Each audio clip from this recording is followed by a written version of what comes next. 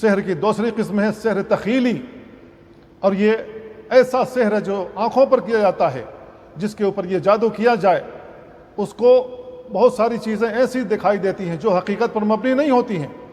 انسان کو گدھا دکھائی دینے لگتا ہے، یا گدھا ہو تو اس کو انسان دکھائی دینے لگتا ہے، یا کوئی پتھر ہو تو لگتا ہے کہ اس کو سونا دکھائی دے رہا ہے، یا پہاڑ سونا دکھائی دینے لگتا ہے۔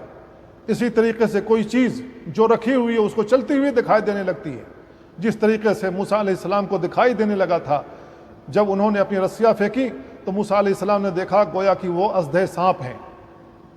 تو یہ سحر تخیلی ہوتا ہے جو آنکھوں پر کیا جاتا ہے، جس کے اوپر جادو کر دیا جائے اس کو محسوس ہونے لگتا ہے کہ یہ چیزیں ایسی ہیں جبکہ اس کے برخلاف ہوتی ہیں۔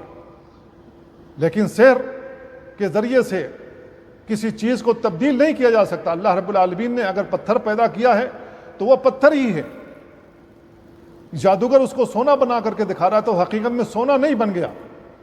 جادوگر اگر دکھا رہا ہے کہ وہ اپنے ہاتھ سے سکہ توڑ رہا ہے، اس کو دو ٹکڑے کر رہا ہے، تو در حقیقت وہ دو ٹکڑے نہیں ہوتا ہے، وہ اپنی اصلی حقیقت پر باقی رہتا ہے۔ وہ انسان کو بس دکھائی دیتا ہے کہ یہ دو ٹکڑے ہو گیا، حالانکہ وہ دو ٹکڑے نہیں ہوتا ہے۔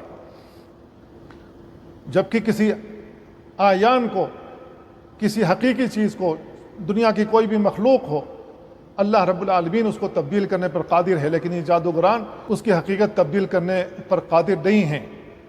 حقیقت تبدیل کرنے پر قادر تنہا اللہ رب العالمین کی ذات ہے۔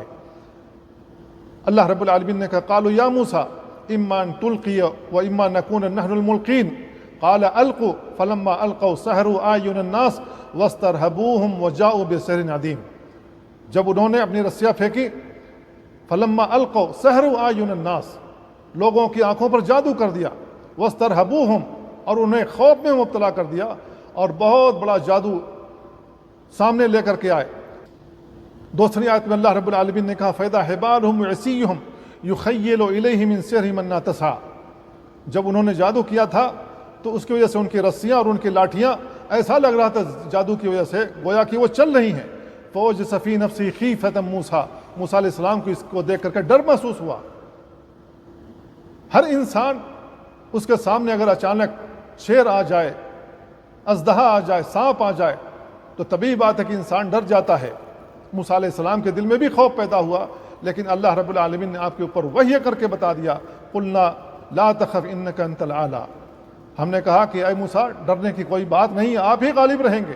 والق ما فی یمینک تلقف ما صنعوا انما صنعوا کید الساحر ولا یفلح الساحر حیث اتى فالقی السحرة سجدا قالوا آمنا برب ہارون وموسیٰ۔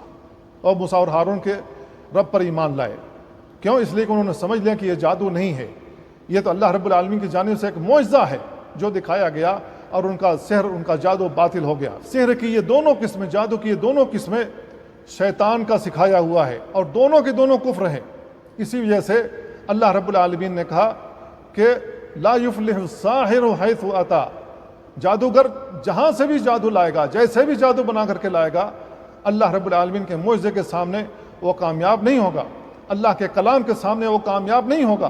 قرآن مجید کی جب آیتیں پڑھی جائیں گی تو جادوگر کا جادو کام نہیں کرے گا، تو جادوگر کا جادو کام نہیں کرے گا، وہ باطل ہو جائے گا اور جادوگر عاجز ہو جائے گا۔